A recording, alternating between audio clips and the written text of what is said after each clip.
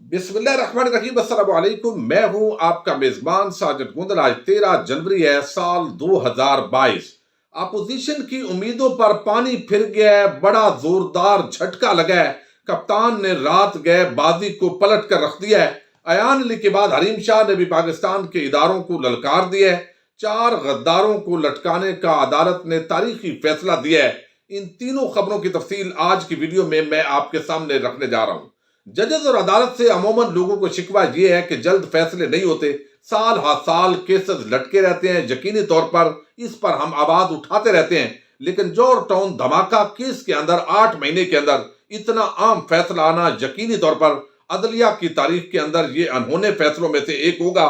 56 गवाहान ने इस केस के अंदर अपने बयानात रिकॉर्ड करवाए हैं। मुल्जमान ने जुर्म की सेहत से इनकार किया है, जरा हुई है, उनको पूरी सफाई का मौका दिया गया है और बिल आखिर लाहौर के अंदर इंसदाद दहशत गर्दी की अदालत ने जॉर्ज टाउन धमाका केस में 4 मर्द मुल्जमान को 9 बार सजाए मौत सुनाई है, जबकि एक खातून मुल्जमा को 5 साल कैद की सजा सुनाई है। इंसदाद दहशत गर्दी की अदालत के ये जो जज हैं अरशद हुसैन भुट्टा, इनकी अच्छी शोहरत है। कोट लखपत जेल के अंदर उन्होंने मुकदमे का फैसला सुनाया है। सिक्योरिटी खदशात पर जेल के अंदर ही ये ट्रायल मुकम्मल किया गया है। मुल्जमान के अंदर ईद गुल, सजाद शाह, पेटरपाल और जियाउल्लाह को 9 बार सजाए मौत सुनाई गई है और मुल्जमा आयशा को 5 साल कैद की सजा सुनाई गई है। 56 गवाहान मैं आपको बता चुका हूं, उनके इसके अंदर जो शहादत है वो कलम बंद हुई है, फिर जरा हुई है, फिर जो मुल्जमान है उनको पूरा मौका दिया गया है, तो ये मुल्जमान से मुजरमान बने हैं और अब अदालत ने ये फैसला सुना दिया है। यकीनी तौर पर जो मुल्क के गद्दार हैं, जो मुल्क के साथ लड़ने वाले हैं, वो अफगानिस्तान से आए या अंदरूने पाकिस्तान से ताल्लुक रखने वाले हों, उनके केसेस का जल्द फैसला होना चाहिए। इसी तरह जो मेगा करप्शन के स्कैंडल है, कम अज कम इनका जल्द अज जल्द फैसला हो ताकि मंतकी अंजाम तक ये तमाम लोग जो है वो पहुंच सके। आपने सुना कि जिस तरीके से एक तो वजीर आजम इमरान खान ने एक्शन लिया है, वजारत कानून जो है वजीर कानून की सरबराही के अंदर इजलास हुआ और उस्मान मिर्जा तशद्दुद जो केस है उसको रियासत की मुद्दत के अंदर ऑलरेडी लड़ा जा रहा था। और जब वो गवाहान जो खातून लड़की संदस और उसका शौहर जब वो पीछे हट गए, तो अब रियासत ने उन मुल्जमान को मंतकी अंजाम तक पहुंचाने का फैसला किया है। केस लड़ा जाएगा और उसके अंदर सफिशिएंट एविडेंस मौजूद है, वीडियो का फ्रांस हो चुका है और पहले जो मुल्जमान ने दफा 164 ज़ाब्ता फौजदारी के मजिस्ट्रेट के सामने बयानात दिए हैं, यकीनी तौर पर उसके अंदर उनके खिलाफ भी अब कार्रवाई हो सकती है। तो ये एक जबरदस्त डेवलपमेंट है। लेकिन हरीम शाह ने जिस तरीके से डॉलर गर्ल अयान अली के बाद अपने एक पूरा जो माहौल है आज एक एतराफ जुर्म किया है गुज़श्ता रोज, वो भी एक बड़ा हैरान कुन है। लेकिन पाकिस्तान के इदारों का किस तरह मजाक उड़ाया जाता है आप खुद अंदाजा कीजिए। डॉलर गर्ल अयान अली, आपको याद होगा जिस तरीके से ये बड़े कौमी मुजरम, चोर, सियासतदान, ये मनी लॉन्ड्रिंग करने का इनका एक तरीका कार है। चूंकि एयरपोर्ट के ऊपर जिस तरीके से एक मर्तबा डॉक्टर तैयब कादरी ने बड़ा एक प्रॉपर तरीका बताया था कि ये बड़े लोग किस तरीके से मनी लॉन्ड्रिंग करते हैं, और उसके बाद ये डॉलर गर्ल जो अयान अली है उसका केस सामने आया। वो जिस तरीके से वहां जो लाखों डॉलर है वो पाकिस्तान से लेकर फरार हो रही थी, और फिर जो कस्टम इंस्पेक्टर एजाज है हमने देखा जो इन्वेस्टिगेशन कर रहा था उसका मर्डर हो गया, उसको डकैती का रंग देने की कोशिश की गई। तो कमजोर आदमी ऐसे ही होता है और बड़ा आदमी गुजर जाता है। डॉलर गर्ल अयान अली की तरह ही अब एक नया केस जो है वो सामने आया है। हरीम शाह जो टिक टाकर है, हमने देखा है वो यहां किस तरीके से सबको तहजीक का निशाना बनाती रही, और हमारी जो यहां पर पॉलिटिकल एलीट है वो शेख रशीद हूं जो मुल्क के वजीर दाखिला है, जो फयाज चौहान हूं, वो मुफ्ती कवि हूं, वो मुबशर लुकमान का जहाद हो या कुछ दीगर शख्सियात हूं, हमने देखा है संदल खटक और हरीम शाह किस तरीके से उनको पूरी तरह वो वीडियोज बनाती रही हैं। और फिर उन्होंने सिंध के एक सियासतदान से शादी का दावा किया, उसका मजाक उड़ता रहा, सिंध हुकूमत अपनी इन्वेस्टिगेशन करती रही। अब ये जो मुल्जमा है, यानी मुल्जमा तो अभी नहीं है क्योंकि केस रजिस्टर्ड नहीं हुआ, तो हरीम शाह भी कराची एयरपोर्ट से 10 जनवरी को यहां से दुआ के लिए इन्होंने फ्लाई किया है। और वीडियो के अंदर जो इन्होंने एतराफ किया है, दरअसल ये इतराफ जुर्म भी है और पाकिस्तान के इदारों पर एक बड़ा सवालिया निशान है। अगरचे उन्होंने अब अपना एक मौकफ दिया है, उस पर भी बात करेंगे। तो अब उन्होंने कहा है कि ये वीडियो सामने आई है, FIA ने तहकीकात का आगाज कर दिया और बरतानिया की नेशनल क्राइम एजेंसी को خط لکھنے کا بھی فیصلہ کر لیا ہے۔ ویڈیو کے اندر ہم دیکھ سکتے ہیں کہ حریم شاہ بتاتی ہیں کہ پاکستان کی کرنسی کی کوئی ویلیو نہیں ہے، تو میں اتنے پیسے لے کر آئی ہوں، مجھے تو کسی نے نہیں پوچھا، نہ ہی یہ روک سکتے تھے، لیکن آپ عام آدمی جو ہے وہ یہاں پر پس جاتا ہے،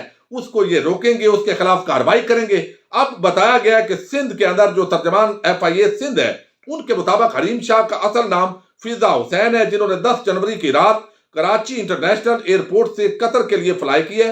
اور اب نیشنل کرائم ایجنسی برطانیہ کو ہم خط بھی لکھیں گے، لیکن اس کے ساتھ ہی پہلے یہ دیکھنا ہے کہ اگر وہاں پر وہ پاؤنڈ اور ڈالر دکھا رہی ہیں تو یہاں جو عملہ ہے کراچی ایئرپورٹ کا، اس کو بھی آپ انویسٹیگیٹ کریں گے۔ اور پھر اس نے ایک بڑا سوالیہ نشان اٹھایا ہے پاکستان کے اس پورے سسٹم پر کہ میرا کچھ بگاڑ نہیں سکتا، للکارا ہے۔ اور یہ وہ للکار سکتی ہے جب اتنے بڑے بڑے لوگوں کے ساتھ تعلقات ہوں اور پھر وہ یہاں پر اتنی حرکتیں کرنے کے باوجود بھی اس کو کوئی ہاتھ نہ لگا سکے۔ اور اس سے قبل اس طرح کے واقعات عام ہوں کہ جس طرح سیاستدان منی لانڈرنگ کرواتے ہیں، اپنے مرضی کا عملہ ایئرپورٹ پر بٹھاتے ہیں، لانچوں کے اندر بھی پیسے بیرون ملک منتقل ہوتے ہیں۔ یہ سارے کیسز آنے کے بعد بدقسمتی کے ساتھ چونکہ ان لوگوں کا تحفظ کر لیا جاتا ہے، بہت ساری جو یہاں پر ماڈل کی تعداد وہ بتاتے ہیں کہ بہت سارے لوگ پیسہ بیرون ملک منتقل کرتے ہیں، پاکستان کے اندر ڈالر کی شارٹیج ہوتی ہے، پھر یہ شور شرابہ مچایا جاتا ہے۔ آصف زرداری کے ساتھ جس طرح کا تعلق ایان علی کا جوڑا گیا، اور پھر جو وکیل فراہم کیے پیپلز پارٹی کے وہ لوگ، وہ آج بھی ساری چیزیں سامنے ہیں۔ لیکن اس انسپیکٹر اعجاز احمد کا جو میرٹ پر تفتیش کر رہا تھا، اس کا تحفظ ممکن نہیں ہو سکا۔ جب یہ چیزیں آتی ہیں تو بڑے سوالات کھڑے ہوتے ہیں۔ اور دوسری طرف اب وہ کہتی ہیں جی میں نے تو سارا مذاق میں کیا ہے، مجھے منی لانڈرنگ کا کیا پتہ ہے، میں تو دودھ پیتی بچی ہوں۔ تو اب اس طرح کے لوگوں کو کنٹرول کرنا، قانون کے دائرے میں لانا اور اس پورے معاملے کو اب انویسٹیگیٹ کرنا پاکستان کے اداروں پر ضروری ہو گیا۔ لیکن دیکھتے ہیں چند دن یہ بھی خبر رہے گی اور اس کے بعد یہ ہوا میں اڑ جائے گی، نئی خبروں پر ہم بات کر رہے ہوں گے، اور پرانے جو لوگ ہیں وہ اس پورے معاملے کے اندر فائدہ اٹھانے کی کوشش کرتے ہیں۔ اب ایک بڑی اور ڈیولپمنٹ ہوئی ہے، اور میں نے گزشتہ ویڈیو کے اندر ذکر کیا ہے کہ کل جو ہے وہ بڑا ایک سیاسی دنگل سجنے جا رہا ہے۔ اپوزیشن نے اپنی صفحے ترتیب دے دی ہیں، اراکین پارلیمنٹ کو وہاں پر اکٹھا کیا جا رہا ہے اسلام آباد کے اندر، اور کہ کل کسی طریقے سے بھی یہ جو منی بل ہے اس کو ہم نے اپروو نہیں ہونے دینا۔ اسٹیٹ بینک کا جو بل ہے اس پر بھی بات ہو رہی ہے۔ حکومت کو پہلے عوام کو میں سمجھتا ہوں اس حوالے سے اعتماد میں لینا چاہیے، چونکہ اس کے اندر بڑے سوالات ہیں، اور یقینی طور پر اپوزیشن جس طریقے سے اس کو پیش کر رہی ہے، اور واقعتاً اگر آپ جیسے ڈاکٹر اشفاق حسن نے کہا ہے کہ ملک کے اندر پھر 2 وزیر اعظم ہو جائیں گے، ایک گورنر اسٹیٹ بینک ہوگا اور ایک وزیر اعظم پاکستان ہوگا، اور وہ IMF کے چونکہ بورڈ آف گورنرز کا ممبر ہوتا ہے تو وہ IMF کو تو جواب دہ ہوگا لیکن پاکستان کو جواب دہ نہیں ہوگا۔ تو اس پورے معاملے کے اندر حکومت کو دلائل کے ساتھ عوام کو کنونس کرنا چاہیے، اور پھر اس بل کو اصولی طور پر لے کر جانے کی ضرورت ہے۔ لیکن ساتھ ہی جو فائنانس بل کا معاملہ ہے، سپلیمنٹری فائنانس بل کا، اس کے اندر اب پتہ چلا ہے کہ جو ایسے اتحادیوں کے ساتھ رابطے کیے گئے تھے، MQM پرانی تنخواہ پر کام کرنے کے لیے تیار ہے، چند ایک وہ تجاویز دے گی اس بل کے حوالے سے۔ نعیم اشرف بٹ ARY کے نمائندہ خصوصی جو ہے انہوں نے یہ رپورٹ کی ہے کہ اس وقت جو رات کو ہلچل مچی ہے، اجلاس ہو رہے ہیں، اور کل وزیر اعظم بلکہ آج ہی اجلاس ہو رہا ہے پارلیمانی پارٹی کا، اس کے اندر اتحادی جماعتیں کاف لیگ، فنکشنل لیگ اور MQM تمام جماعتیں آن بورڈ ہیں، مان گئی ہیں پرانی تنخواہ پر وہ اس حکومت کے اس بل کو سپورٹ کریں گی۔ اور اس کا مطلب یہ ہے کہ ابھی صفحہ جس طریقے سے زہر کرنے کی کوشش کی جا رہی تھی کہ پھٹ گیا ہے، وہ پورا معاملہ جو ہے وہ بالکل اسی طرح چل رہا ہے، اور جس طریقے سے وزیر اعظم، آرمی چیف، DGI SI انہوں نے سر جوڑا ہے پاکستان اور خطے کی جو صورتحال ہے، ان حالات کے اندر حکومت کو ڈی اسٹیبلائز کرنا یقینی طور پر یہ اداروں کے اور ریاست کے مفاد کے اندر نہیں ہے۔ یہی وجہ ہے کہ نون لیگ، پیپلز پارٹی، فضل الرحمان سمیت تمام اپوزیشن کو ایک بڑا جھٹکا لگا ہے، اور رات گئے یہ بادی پلٹ گئی ہے۔ اور آج جو ذرائع دعویٰ کر رہے ہیں اور نمائندگان بتا رہے ہیں کہ جو اجلاس ہوگا اس کے اندر پھر اپوزیشن کے کچھ ممبران ان کے غائب ہونے کا خدشہ ہے۔ حکومت کی جو تعداد ہے وہ چند لوگوں کو چھوڑ کر پوری ہوگی، اور یہ بل اپروو ہو جائے گا، اور پھر ایک دفعہ طبقہ ملامتیہ کے جو صحافی ہیں اور نام نہاد اپوزیشن ہے اس کا جو بنایا ہوا بیانیہ ہے وہ پورا ماحول زبردست ہوگا، لیکن ایک پولیٹیکل اور میڈیا ایکٹیویٹی ضرور ہوگی۔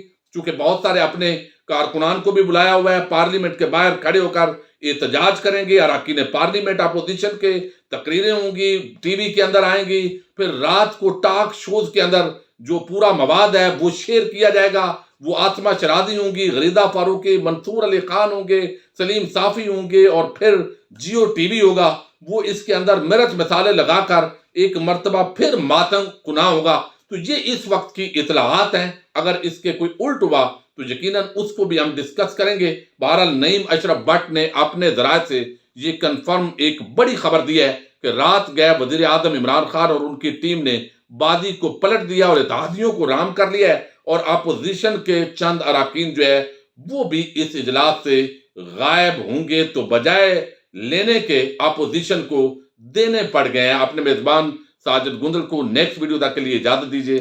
اللہ حافظ۔